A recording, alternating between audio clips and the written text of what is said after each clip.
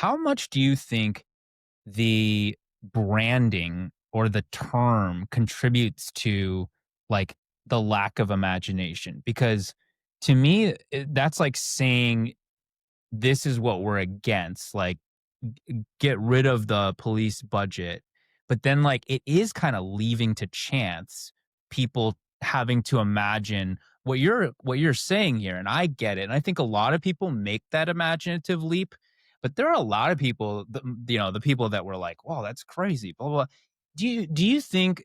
I mean, that kind of caught on, right? Like that was a really intense moment where a lot of people were speaking out, and that sort of caught on as this phrase that I think people that could imagine the way that you're talking about grabbed on and said, "Yep."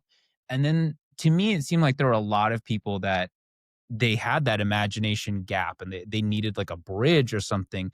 How much do you think about, like, do we need to put forth a little bit more of a clear picture of, like, do you have to describe that world for some people, or can you continue to say, like, eliminating this and then leave them to fill in the blank and figure out what is that supposed to create space for? How do you think about that? Yeah, I mean, we can talk about the messaging and how we can most effectively get people to understand and buy into this vision, right? But I mean, a lot of people will talk about, well, what do we do when we defund the police? We start investing in communities. We start having community solutions, more social workers.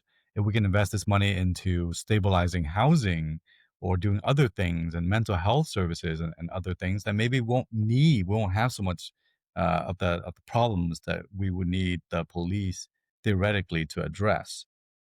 So, and we do need to do a better job communicating this.